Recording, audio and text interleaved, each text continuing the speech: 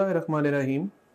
Dear students, आज जो topic हम पढ़ने जा रहे हैं that is the interference of light waves. Interference of light waves में सबसे पहले हम अंडरस्टैंड करेंगे सुपरपोजिशन प्रिंसिपल को। सुपरपोजिशन प्रिंसिपल जो हम पहले भी डिस्कस कर चुके हैं कि जब दो वेव्स आपस में एक दूसरे के साथ एड अप होती हैं, चाहे इन फेज एड अप हो चाहे out of phase add up हो, ये प्रोसेस कहलाता है प्रोसेस ऑफ सुपरपोजिशन।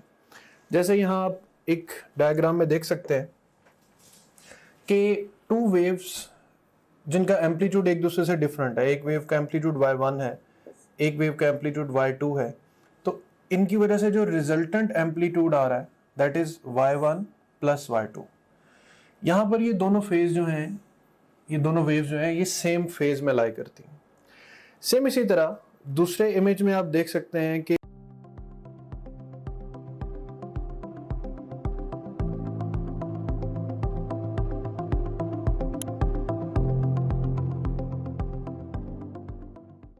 ये दो वेव्स आपस में सुपरपोज हो रही हैं जो कि आउट ऑफ फेज हैं।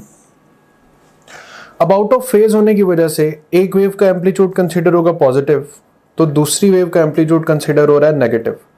लिहाजा जो रिजल्टेंट इंटेंसिटी या रिजल्टेंट एम्पलीट्यूड है वो होगा y1 माइनस y2। तो ये दो प्रिंसिपल्स हैं सुपरपोजिशन के जो आपने जहन में रखने हैं कि वेव्स या तो इन फेज आपस में सुपरपोज होती हैं या आउट ऑफ फेज सुपरपोज होती हैं, और ज़रूरी नहीं है सुपरपोजिशन के लिए दोनों का एम्पलीट्यूड सेम हो, दोनों का एम्पलीट्यूड डिफरेंट भी हो सकता है। अब जब इंटरफेरेंस फिनोमेना होता है तो इंटरफेरेंस के लिए हमारे पास ज़रूरी है टू वेव्स जिनकी फ्रीक्वेंसी भी सेम हो, जो सेम डायरेक्शन में भी ट्रैवल करें, और एक और प्रॉपर्टी कि उनके दरमियान कोहेरेंस हो।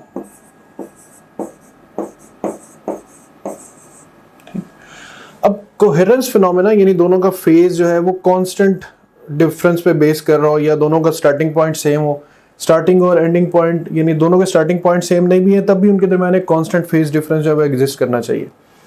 टू वेव्स ऑब्टेन करने के लिए हमारे पास दो तरीके हैं, या तो हम डिवीजन ऑफ वेव फ्रंट करते हैं या हम डिवीजन ऑफ एम्पलीट्यूड परफॉर्म करते हैं। अब पॉइंट्स कुछ यूं हैं कि for the division of wave front the light source should be narrow.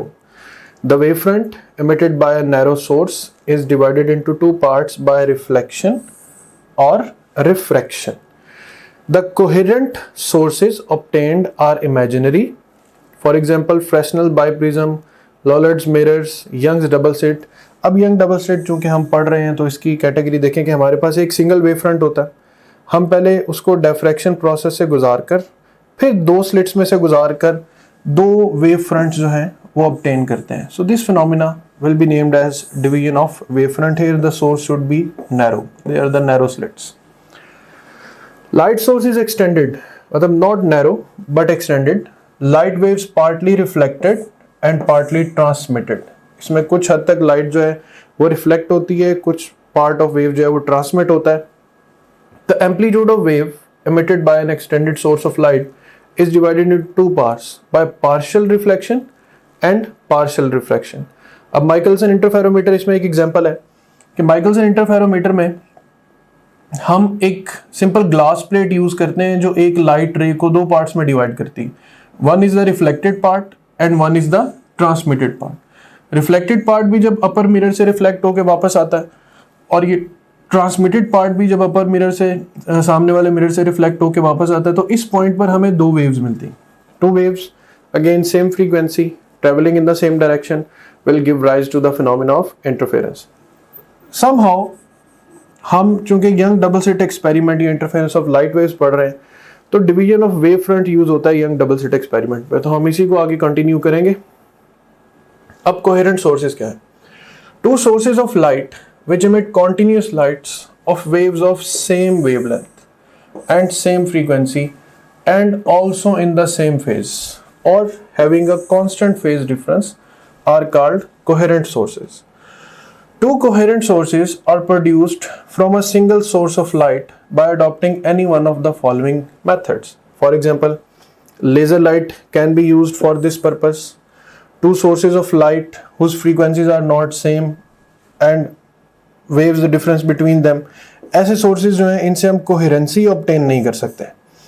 ठीक, waves emitted by them does not remains constant with respect to time are called non-coherent sources.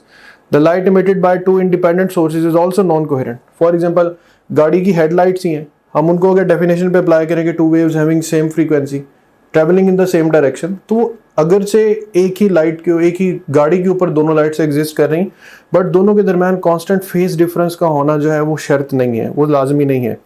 इसी तरह interference phenomena can not be produced by two such sources which are non coherent sources. तो याद रखिएगा कि same wavelength और same frequency के साथ same phase या कांस्टेंट फेज डिफरेंस का होना बहुत जरूरी है.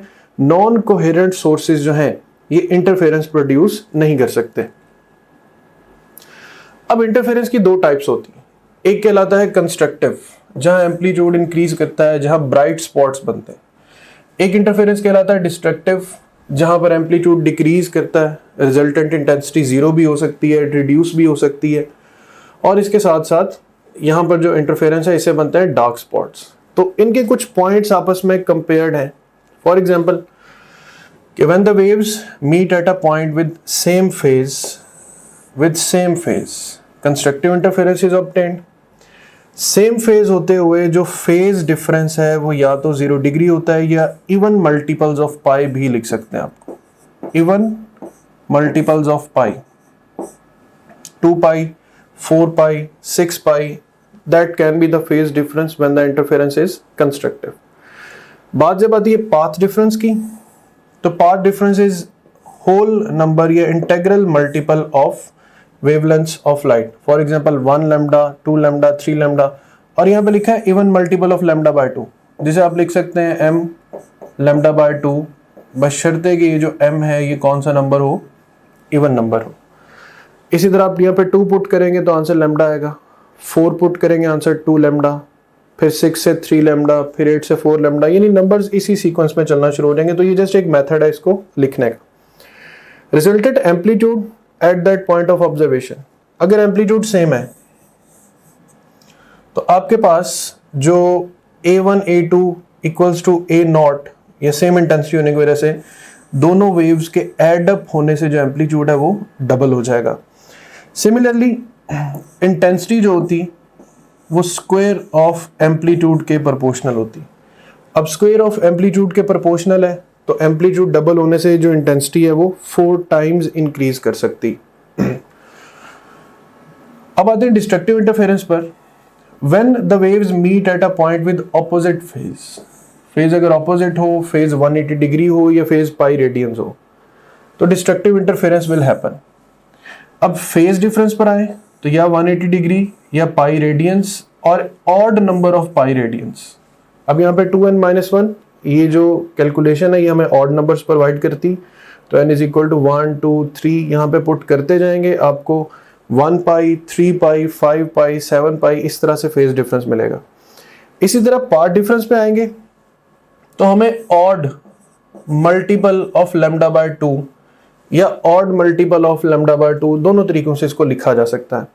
और रिजल्टेंट एम्पलीट्यूड पर आए तो चूंकि दोनों एम्पलीट्यूड इक्वल कंसीडर किए हुए हमने, लिहाजा आउट ऑफ फेज होने की वजह से ये ऐड अप होने की बजाय सब्ट्रैक्ट होंगे. सब्ट्रैक्शन की वजह से जो एम्पलीट्यूड है वो आपके पास 0 हो जाएगा. So that amplitude will give you a bright spot and that amplitude will give you अ 0 या डार्क स्पॉट. और रिजल्टेंट इंटेंसिटी एम्पलीट्यूड के 0 होने की वजह से 0 हो जाएगी. तो these are 2 types of interference, constructive and destructive. Do focus on these 2 points. For constructive interference the path difference should be n lambda. For destructive interference the path difference should be 2n-1 into lambda by 2. अब आते हैं young double slit experiment पर. तो light की जो 2 theories थी, by Newton it was particle theory, by Huygens it was wave theory of light. अब कोई एक ऐसा एक्सपेरिमेंट रिक्वायर था जो इन दोनों थ्योरीज की वेरिफिकेशन या वैलिडेशन को साबित कर सके. तो थॉमस यंग ने 1801 में ये फेमस एक्सपेरिमेंट परफॉर्म किया जिसे हम यंग डबल स्लिट एक्सपेरिमेंट कहते हैं, which confirms that Huygens at that time was right about its theory, about his theory कि light propagate as a wave. तो he performed that experiment in 1801 जैसे ही आप अपनी topgrade.pk की ब्राउजर ऐप में login होंगे, आपको ये हमारा होम पेज सेक्शन है, ये डिफरेंट की स्टैटिस्टिक्स हैं टॉपग्रेड की, जो कि आपका हमारे पे कॉन्फिडेंस इंक्रीज करेंगे। एंड लास्ट ऑफ ऑल ये एग्जीक्यूटिव समरी है आपकी ओवरऑल प्रिपरेशन की प्रोग्रेस के हवाले से। सो सबसे पहले सेक्शन को हम एक्सप्लोर करते हैं। इसमें से आप किसी भी सब्जेक्ट पे क्लिक करें, से हमारे पास ये सब्जेक्ट्स हैं biology, physics, chemistry, English, logical reasoning. इनमें से किसी भी सब्जेक्ट पे आप क्लिक करें तो आपको उस सब्जेक्ट में उसके वीडियो लेक्चर्स, रिवीजन नोट्स और प्रैक्टिस क्वेश्चन मिले। आप वीडियो लेक्चर्स पे क्लिक करेंगे तो उस सब्जेक्ट के सारे यूनिट्स या सेक्शंस आपके सामने ओपन हो जाएंगे। आप किसी भी सेक्शन को चूज करेंगे, उस सेक्शन के सारे टॉपिक्स ओपन हो जाएंगे। इनमें से जिस मर्जी टॉपिक को आप चूज करें, आप उसके वीडियो लेक्चर्स को यहाँ से वॉच वीडियो बटन क्लिक करके देख सकते हैं, right, like this over here. So ये वीडियो लेक्चर आपके सामने ये आ गया। अगेन टू न्यूरल पाथवे, इसमें भी एक हमारे पास, अगर आप जाते हैं फास्ट रिवीजन नोट्स पे, सो जिन स्लाइड्स को यूज करके हमने वीडियो लेक्चर्स रिकॉर्ड किए हैं, अब उन्हीं स्लाइड्स को आप यहाँ से रिवाइज कर सकते हैं। देख सकते हैं आपने फास्ट रिवीजन नोट्स पे क्लिक किया, इसमें सारे के सारे सेक्शन फिर ओपन हो गए। तो यहाँ पे एक बात मैं आपको बताना चाहता हूँ कि जो भी सेक्शन इंपॉर्टेंट है एग्जाम के पॉइंट ऑफ व्यू से, हमने उनके साथ इंपॉर्टेंट का टैग भी लगाया हुआ है, keeping in view the previous exam friends. Anyways, तो यहाँ पे आप किसी भी सेक्शन को चूज करें। सी सेल स्ट्रक्चर एंड फंक्शन को मैं चूज करता हूँ, इसके सारे टॉपिक्स ओपन हो गए। इनमें से किसी भी टॉपिक को आप पिक करेंगे तो आप उसकी वो स्लाइड्स देख सकते हैं जिनसे उस टॉपिक का वीडियो लेक्चर रिकॉर्ड हुआ है। तो काफी सारा टाइम जो है आपका वो सेव होगा, आपको लेक्चर नोट करने की जरूरत नहीं है, आपको बड़े बड़े नोट्स मिल रहे हैं for the fast revision, rather super fast revision of the lectures. उसके बाद हमारा जो मोस्ट इंपॉर्टेंट फीचर है या टीचिंग टूल है, that is our question bank. So अगर हम प्रैक्टिस क्वेश्चंस पे जाते हैं तो इसमें हम देखें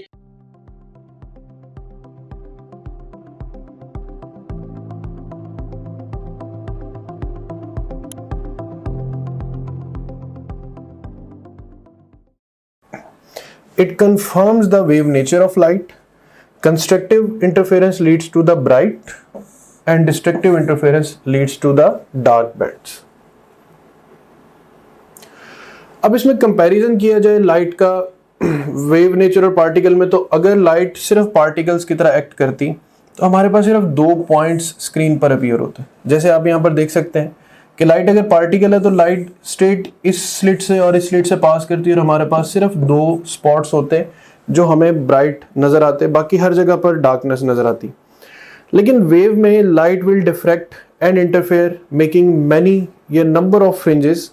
तो बहुत सारी फ्रिंजेस का, ब्राइट और डार्क फ्रिंजेस का बनना ये साबित करता है कि light behave as a wave when we are performing Young double slit experiment.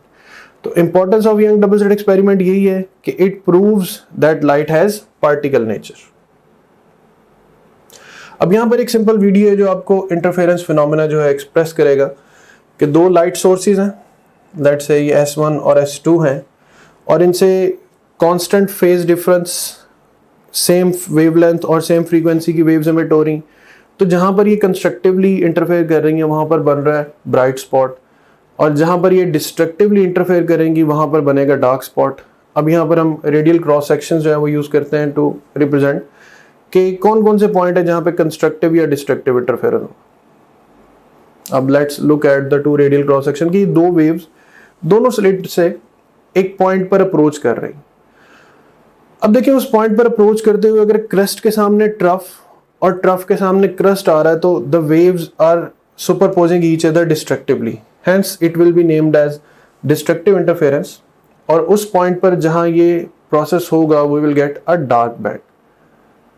अब नेक्स्ट जो अब स्लाइटली एंगल को चेंज किया जाए तो आप देखेंगे कि दोनों वेव्स आपस में ऐसे मीटअप होंगी कि ये इन फेज सुपरपोजिशन होगी। Here you can C crust meeting with crust, trough meeting with trough, and this is an example of constructive interference.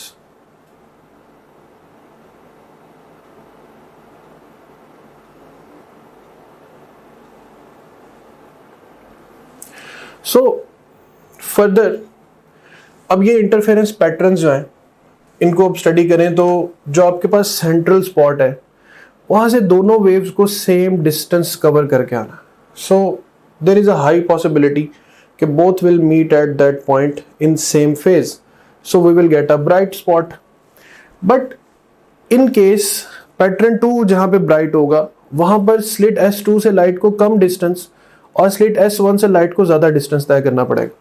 But still अगर ये दोनों वेव्स इस डिफरेंस ऑफ डिस्टेंस को या इस पाथ डिफरेंस को मेंटेन करते हुए, लेट्स से ये पाथ डिफरेंस है कि यहाँ तक जो पाथ है वो वेव्स का सेम है, और अगर ये रेस्ट ऑफ द पाथ ये भी 1 वेवलेंथ के या 2 वेवलेंथ के इक्वल है, तो still we will get a bright spot. So here you can see the constructive interference occur at centre point. Two waves travel the same distance, therefore they are arrive in phase. अब दूसरी point को ये मैं इस तरह समझा सकता हूँ कि आपके पास ये स्लिट्स में से ये स्क्रीन है और यहाँ पर स्लिट्स है. अब ये हो गया सेंटर. तो अगर आपके पास लेट से इस पॉइंट पर एक और ब्राइट स्पॉट बन रहा है, तो यहाँ से वेव को कम फासला ट्रैवल करना है और यहाँ से ज़्यादा फासला ट्रैवल करना है. अगर हम यहाँ से परपेंडिकुलर ड्रॉ करें ताकि ये पता चल सके कि ये तो हो गया सेम डिस्टेंस ऑलमोस्ट, ये एडिशनल पाथ है. अगर ये पाथ n लैम्डा यानी 1 लैम्डा है, ये 2 लैम्डा है, ये 3 लैम्डा है, तो it means the interference is still constructive. और अगर ये odd number of lambda by 2 आएगा तो the interference pattern will be destructive. जैसे कि नेक्स्ट आप देख सकते हैं कि यहाँ पर दोनों वेव्स का जो अराइवल पॉइंट है वो आउट ऑफ फेज इनका मैचअप है या मीटअप है. So here we will get a dark fringe. अब यहाँ पर तमाम तर फॉर्मूलाज को हम जनरलाइज या सिंप्लीफाई करते हैं. इस एक्सपेरिमेंट में इंपॉर्टेंट फॉर्मूला है पार्ट डिफरेंस का. BD is equal to D sin theta, that distance BD. अब condition of maxima and minima के part difference if m lambda then it is the condition of maxima.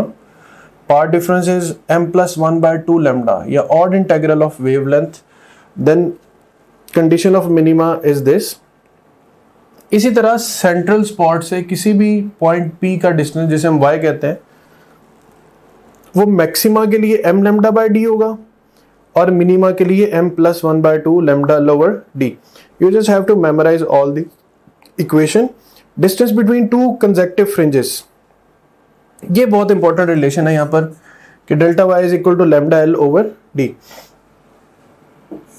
इसका process कुछ यूं understand करना है कि आपके पास ब्राइट स्पॉट है, फिर ये डार्क, फिर ब्राइट और फिर डार्क.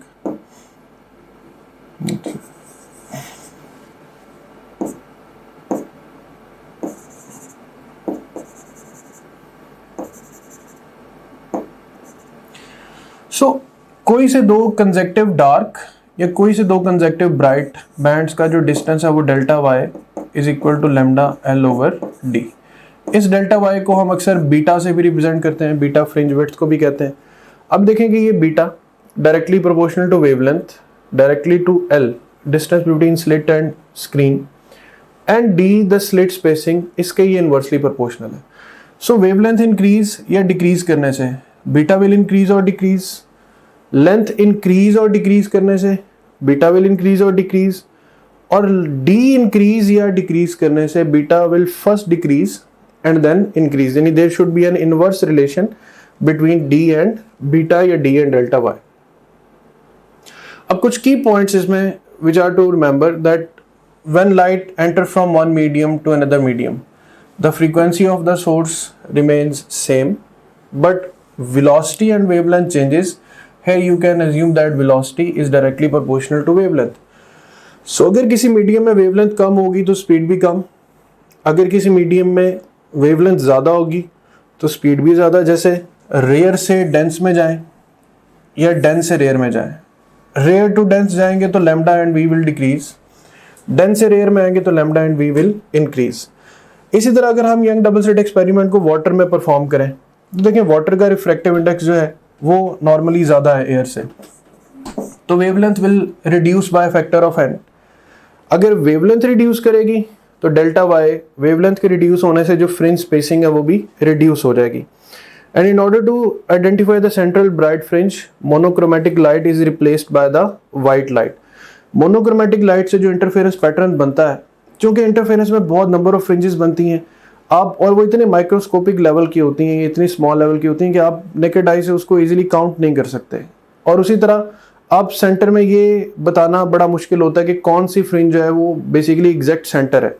तो उसके लिए फिर क्या करते हैं कि उसी सेम अपरेटस पर हम मोनोक्रोमेटिक की बजाय वाइट लाइट इंटरफेरेंस जो है यूज़ करते हैं।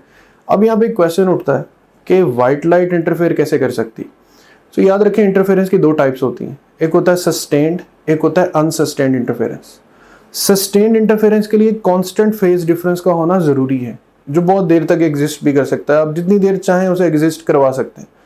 अनसस्टेन्ड ये है कि वो फॉर्मेशन ज़रूर होगी लेकिन वो फॉर्मेशन मुसलसल डिस्टर्बेंस का शिकार रहेगी। तो वाइट लाइट अनसस्टेन्ड इंटरफेरेंस है, लेकिन इससे ये है कि आप आइडेंटिफाई कर सकते हैं कि वाइट लाइट की वजह से जो सेंट्रल स्पॉट है वो क्या होगा। उसकी रीज़न कि सेंटर पर जब वाइट लाइट फॉल करेगी तो सेंट्रल स्पॉट होगा वाइट और उसके एडजेसेंट जितने स्पॉट्स हैं वो violet, indigo, blue, green, yellow, orange, red इस तरह रेनबो कलर्स में कन्वर्ट हो जाएंगे। अब ये जैसे यहाँ पर conditions of observing sustained interference है, the initial phase difference between the interference must remain constant, interference will not be sustained, ठीक है, अगर ये इस कंडीशन जो है फुलफिल नहीं होती। The frequency and the wavelength of two waves should be equal, if not the phase difference will not remain constant and so the interference will not be sustained. The light must be monochromatic, we have to eliminate the overlapping patterns of each wavelength corresponding to one interference pattern and the amplitudes of waves must be equal. This improves the contrast with intensity 4 times for bright spot and 0 for the dark spot. अगर आप different wavelengths use करते हैं, मतलब different amplitude use करते हैं, तो जो bright है वो तो मैक्सिमम ब्राइट ही रहेगा, लेकिन जो डार्क है वो मैक्सिमम डार्क नहीं रहेगा, उसमें भी लाइट इफेक्ट्स आना शुरू हो जाएंगे। तो आपको कंट्रास्ट जो है वो अच्छा नहीं मिलेगा अगर वेव्स का जो एम्पलीट्यूड है वो इक्वल नहीं है। अब यहाँ पे एक डिफरेंस है इंटरफेरेंस ऑफ डायफ्रैक्शन में कि इंटरफेरेंस में fringes are form due to the superposition of wave emitted from two coherent sources. यहाँ पे टू कोहेरेंट सोर्सेज हैं। अब fringes are formed due to superposition of bent rays due to the superposition of secondary wavelets, और ये secondary wavelets तादाद में कई गुना हो सकते हैं टू सोर्सेज की निस्बत। इंटरफेरेंस में इंटेंसिटी हर फ्रिंज की सेम होती, जबकि डायफ्रैक्शन में इंटेंसिटी जो है वो एक्सपोनेंशियली फॉल कर जाती। Number of fringes is of quite large number, here the number of fringes are finite and small. Fringe width is equal for each fringe, तमाम तर बैंड विड्स जो है वो इक्वल होती हैं, जबकि फ्रिंज विड्स जो डायफ्रैक्शन में वो इक्वल नहीं होती। तो ये कुछ कॉमन डिफरेंसेस हैं। इंटरफेरेंस के लिए सबसे इंपॉर्टेंट चीज़ ये वर्ड टू है। अगर सिंगल स्लिट है तो वो डायफ्रैक्शन है, मल्टी स्लिट है तो वो भी डायफ्रैक्शन है। इंटरफेरेंस के लिए हमारे पास टू सोर्सेज या टू वेव्स का होना बहुत ज़रूरी है। फॉर एग्जाम्पल सोप बबल पर जो कलर्स हैं वो ड्यू टू इंटरफेरेंस है। स्पाइडर वेब के ऊपर अगर कोई कलर्स हैं तो वो डायफ्रैक्शन की वजह से है। रीज़न सोप बबल पे रिफ्लेक्शंस हैं, टू बाउंड्रीज रिफ्लेक्शन है, तो टू सोर्सेज एमिट होंगे। जबकि स्पाइडर वेब के ऊपर मल्टीपल स्लिट्स हैं, उसका जो वेब है उसके ऊपर बहुत सारी स्लिट्स फॉर्मेशन है, तो वहां से जो लाइट पैटर्न्स बन रहे हैं that are due to diffraction of light. Dear students, now we will practise questions about interference of light waves. पहला क्वेश्चन है कि fringe width observed in the Young double slit experiment is b. If the frequency of source is doubled, then the fringe width will be, let's say b is equal to lambda L over d. अब lambda को frequency में change करें तो lambda will be equal to c over f. तो अगर frequency को हम double कर देंगे तो fringe spacing will reduce to half. In Young's double slit experiment, if there were no diffraction effects, the central point would be dark. Diffraction की वजह से light सेंट्रल स्पॉट तक पहुंचती है, अदरवाइज डिफ्रैक्शन नहीं होगी तो स्लिट से लाइट बिल्कुल स्ट्रेट जाएगी। When a ray of light enters glass from air, its frequency या its wavelength जो है वो डिक्रीज। अब फ्रीक्वेंसी में कोई चेंज नहीं आएगा, सो ग्लास से एयर में जाएगा तो ये डेंसर से रेयर में, तो wavelength will decrease. Light enter glass from air. YDS experiment confirmed the wave nature of light.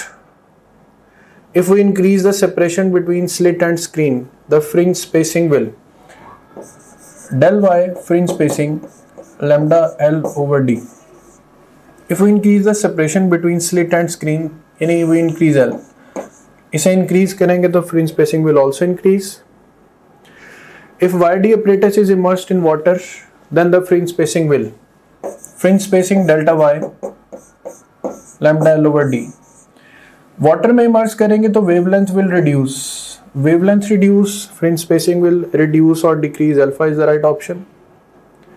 In YDSC, an electron beam is used to obtain interference pattern. If speed of electron is increased, no interference pattern will be observed. Distance between conjective fringes will increase. Distance between conjective fringes will decrease, and distance between two conjective fringes will remain same. First of all, ये case है matter waves का.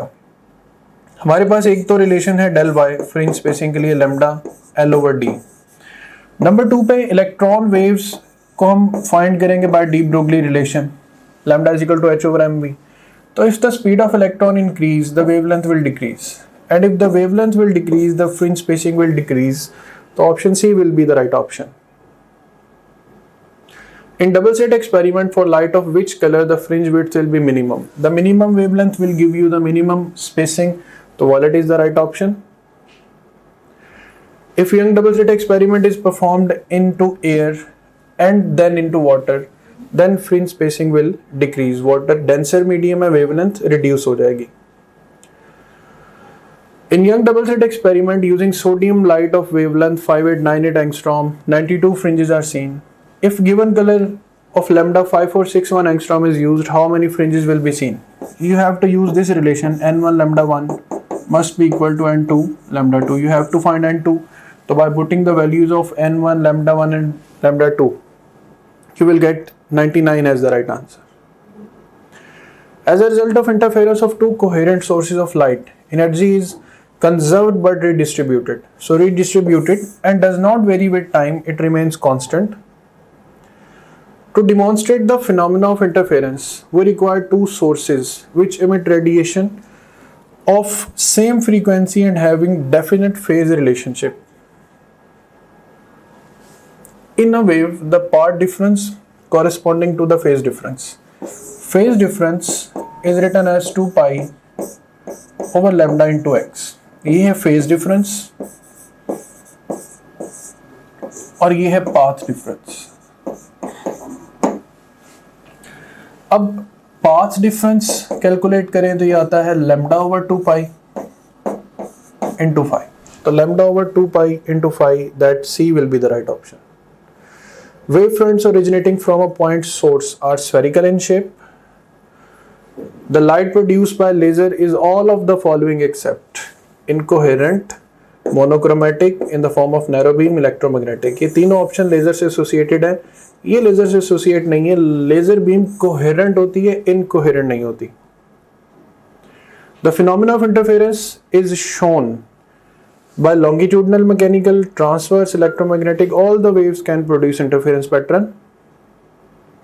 Soap bubble appear colored due to the phenomena of interference. और अगर यहाँ पर spider web appear colored, तो that is due to the phenomena of diffraction. Spider web जो है वो multi slit interference की example है, जबकि soap bubble जो है वो thin film interference की example है. Two coherent sources of light produce destructive interference when the phase difference is 180 degree or pi radians. Phenomena of interference is not observed by two sodium lamps of same power. It is because both waves may have different phase relation, so not constant phase is the right option. In Young double slit experiment with the fringes is beta, if entire arrangement is placed in a liquid of refractive index n, the fringe width becomes fringe width beta lambda L over d. अब fringe width liquid के अंदर wavelength decrease कर जाएगी, beta decrease कर जाएगा. अगर wavelength lambda by n times decrease की है तो फ्रिंज स्पेसिंग भी बीटा बाय n हो जाएगी. Interference was observed in interference chamber when air was present. Now the chamber is evacuated, मतलब उसमें से एयर को हम निकाल देते हैं and then same light is used. A careful observer will see that the interference pattern should increase slightly, क्योंकि air से वैक्यूम कंडीशन में जाएंगे तो रिफ्रैक्टिव इंडेक्स कम हुआ है, वेवलेंथ बढ़ेगी, फ्रिंज स्पेसिंग बढ़ जाएगी. So option delta will be the right option. So that all about interference of light waves. Thank you. हमारा जो मोस्ट इम्पोर्टेंट फीचर है या टीचिंग टूल है, that is our question bank. So अगर हम practice questions पे जाते हैं तो इसमें हम देखें कि आप डिफरेंट डिफरेंट तरीके से टेस्ट दे सकते हैं। सो आप जैसे मर्जी माइंड में डिफाइन कर लें कि आपने किसी एक टॉपिक का टेस्ट देना है, या एक चैप्टर का, एक यूनिट का, क्वार्टर सिलेबस का, हाफ सिलेबस का, फुल सिलेबस का, जो मर्जी सिलेबस आप डिफाइन कर लें, उस डिफाइंड सिलेबस में से 20 तरीकों से आप टेस्ट दे सकते हैं। कैसे? जैसे जो भी सिलेबस आपके माइंड में डिफाइंड है, आप चाहें तो उस सिलेबस के हमारे पास जो अवेलेबल ऑल क्वेश्चन उनका टेस्ट दे सकते हैं, या जो आपने टॉपलेट.pk पे आप प्रैक्टिस करते रहे हैं, तो आप चाहते हैं कि आपने दोबारा may be second third time आप टेस्ट दे रहे हैं, आप चाहते हैं कि मेरे पास सिर्फ और सिर्फ उस सिलेबस के अनसीन क्वेश्चन का टेस्ट आए, आप वो भी दे सकते हैं। इसके अलावा इनकरेक्ट क्वेश्चन के टेस्ट देते हुए जो सवाल आपके गलत हुए थे, आप उन गलत सवालों का टेस्ट अलग से क्रिएट कर सकते हैं। जैसे अगर आपने फिजिक्स के 20 टेस्ट दिए हैं, उनमें से आपका कोई मे बी आपके कोई 30 क्वेश्चन रॉन्ग हुए थे, उन 30 रॉन्ग क्वेश्चन का इकट्ठा टेस्ट भी आप क्रिएट कर सकते हैं। और इसी तरीके से जो जिन क्वेश्चन को आपने टेस्ट के दौरान बुक मार्क किया है, तो उनका टेस्ट कॉल कर सकते हैं। जो टेस्ट आपने अटेम्प्ट किए थे क्वेश्चन, उनका टेस्ट कॉल कर सकते हैं, अनअटेम्प्टेड का, और इवन यानी कि टेस्ट देते हुए आपने जिनको अटेम्प्ट किया था और टेस्ट देते हुए जिनको आपने अटेम्प्ट नहीं किया था, ये अनसीन से डिफरेंट है। अनसीन का तो मतलब ये है कि वो टेस्ट में कभी आए नहीं आपके। इसके अलावा आप देख सकते हैं कि इवन पास्ट क्वेश्चंस का बहुत बड़ा पूल यहाँ पे मौजूद है। अगर हम गौर करें, देखें कि ईकैट के, नम्स के, NMDCAT, AKU, MDCAT Punjab के और ईटा के के, ये इवन जो पीएमसी के जो सैंपल पेपर्स हैं, उनके टॉपिक वाइज पास्ट क्वेश्चंस देखिए यहाँ पे मौजूद है ओवरऑल। अब किसी भी टैब पे क्लिक करें, सारे के सारे एक्चुअल पास्ट क्वेश्चंस जब वो आ जाएंगे। ऑफ कोर्स ये सारे के सारा बड़ा इंपॉर्टेंट टूल है, क्योंकि पूरे पाकिस्तान से बड़े मेन एग्जामिनर्स ने, बड़े सीनियर एग्जामिनर्स ने ये डेवलप किया होगा। एनीवेज, इसमें से किसी भी आप टॉपिक को चूज करें, से मैं यहाँ पे सारे टैग्स को चूज कर लेता हूँ, तो हमारे पास ये सारे के सारे टॉपिक्स आ गए। इनमें से किसी एक टॉपिक को मैं चूज करूँ, या एक सेक्शन को, या मैं मल्टीपल सेक्शन को चूज करूँ, तो मैं उसका टेस्ट दे सकता हूँ। से मैंने 2 सेक्शन चूज किए, इसमें से सेम है कार्बोहाइड्रेट्स और प्रोटीन्स, इनका टेस्ट देना चाहता हूँ, या ओवरऑल मैं सारे सेक्शन का टेस्ट देना चाहता हूँ, वो मैं दे सकता हूँ। या मैं डिफाइन करूंगा, मे बी जी मैंने 50 एमसीक्यूज का टेस्ट देना है, तो ये 50 एमसीक्यूज का टेस्ट आपके सामने ये क्रिएट हो गया। सो ये आपके सामने आ गई है जी टेस्ट की स्क्रीन, जिसमें आप देख सकते हैं कि ये ईटा केमिकल का पास्ट क्वेश्चन है, ये स्टेटमेंट है, ये ऑप्शंस हैं। इसमें ओवरऑल ये देखिए कि इसमें अगर हमने क्लिक किया तो आपका ये करेक्ट आंसर भी सामने आ गया। अगर आप इसकी एक्सप्लेनेशन देखनी है तो वो भी आप देख सकते हैं। इसके अलावा ये क्वेश्चन वेरीफाइड है बाय आवर टीम, इसको अगर आप चाहें बुक मार्क कर सकते हैं। इस क्वेश्चन से रिलेटेड डिफरेंट स्टैट्स यहाँ पे आ रहे हैं वगैरह वगैरह। यहाँ से आप नेक्स्ट क्वेश्चन पे जा सकते हैं, जरूरत पड़े तो आप यहाँ से प्रीवियस क्वेश्चन पे जा सकते हैं, और फिर अल्टीमेटली जब आप चाहें आप टेस्ट को फिनिश करके इवन रिजल्ट को भी व्यू कर सकते हैं। ऑलराइट, सो इस तरह से ये टेस्ट आपने इसको रिजल्ट को व्यू कर लिया। एनीवेज, इसके बाद अब हम चलते हैं दोबारा अपने होम पेज की तरफ। सो आप किसी भी जितने भी आपका सब्जेक्ट्स हैं, बायोलॉजी, फिजिक्स, केमिस्ट्री, इंग्लिश और लॉजिकल रीजनिंग, इन सब सब्जेक्ट्स के आप वीडियो लेक्चर्स, वीडियो नोट्स और अनलिमिटेड एमसीक्यू प्रैक्टिस यहाँ से कर सकते हैं। जितने भी आप प्रीवियस टेस्ट, जो भी टेस्ट आपने दिए होंगे, अगर आप प्रीवियस टेस्ट पे क्लिक करेंगे वो सारे टेस्ट आपके यहाँ पे आ रहे होंगे। इसके अलावा जो आपकी जो ओवरऑल प्रोग्रेस है, उसकी जो डिटेल है वो सारी की सारी यहाँ पे आ रही है। डिफरेंट सब्जेक्ट में आप कैसे जा रहे हैं, डिफरेंट सब्जेक्ट्स में, डिफरेंट चैप्टर्स में और डिफरेंट टॉपिक्स में आप कैसे जा रहे हैं, वो सारी की सारी डिटेल यहाँ पे आ रही है। इसके अलावा फुल लेंथ पेपर्स हैं जो कि जस्ट लाइक रियल एग्जाम है। यहाँ से किसी भी फुल लेंथ पेपर को किसी भी टाइम पे लॉन्च कर सकते हैं, अपनी तरीके शुरू में या इवन मिड सेशन में जाके नियर द एग्जाम आप इन इसको जब चाहे आप अटेम्प्ट कर सकते हैं। उसके बाद फिर सपोर्ट मटेरियल है, इसमें एक वीडियो रिव्यूज हैं, डिफरेंट स्टूडेंट्स हैं जिन्होंने टॉप ग्रेड से पढ़ा, वो आपको गाइड कर रहे हैं हमारे सिस्टम के हवाले से भी, ओवरऑल तैयारी के हवाले से भी। आप उन बच्चों से गाइडेंस ले सकते हैं। इसके अलावा हमारे ये टेस्टिमोनियल्स हैं जो पूरे पाकिस्तान में हजारों स्टूडेंट्स हमसे पढ़ रहे हैं, वो हमारे बारे में क्या कहते हैं उसकी डिटेल यहाँ पे आप देख सकते हैं। इसके अलावा सिलेबस यहाँ पे गिवन है, अगर आप कंटेंट देखना चाह रहे हैं हमारे कोर्स का, वो सारे के सारे यहाँ पे ओवरऑल जो विजिबल है। And in addition to that study schedules बड़ा एक अहम फीचर है, अहम मॉड्यूल है। इसमें 90 डेज, 60 डेज, 30 डेज और इवन 50 डेज का एनएमडी कैट का स्केड्यूल मौजूद है। आप अपनी नीड के अकॉर्डिंगली जिस मर्जी स्केड्यूल को फॉलो कर सकते हैं डिपेंडिंग अपॉन कि आप टाइम फ्रेम में किस जगह पे खड़े हैं। जैसे अगर आप एग्जाम आपका 1 महीने के बाद एग्जाम है, ऑफ कोर्स आप 30 डेज वाला प्लान फॉलो करेंगे। अगर आपके एग्जाम में 2 हफ्ते रहते हैं तो आप 15 दिन वाला प्लान फॉलो करेंगे एंड सो ऑन। तो इसमें हमने आपको ये बताया है स्केड्यूल्स के अंदर ये गाइड किया है कि आपने गिवन टाइम को बेस्ट यूटिलाइज कैसे करना है। फिर इसके अलावा डाउनलोड्स का सेगमेंट है, जो भी डिफरेंट इंपॉर्टेंट कंटेंट है आपसे रिलेटेड वो सारे के सारा आपको डाउनलोड्स में मिल जाता है। और इसके अलावा गाइडेंस वीडियोस काफी सारी इसके अंदर पड़ी हुई हैं जो कि मैंने खुद रिकॉर्ड करके इसके अंदर डाली है।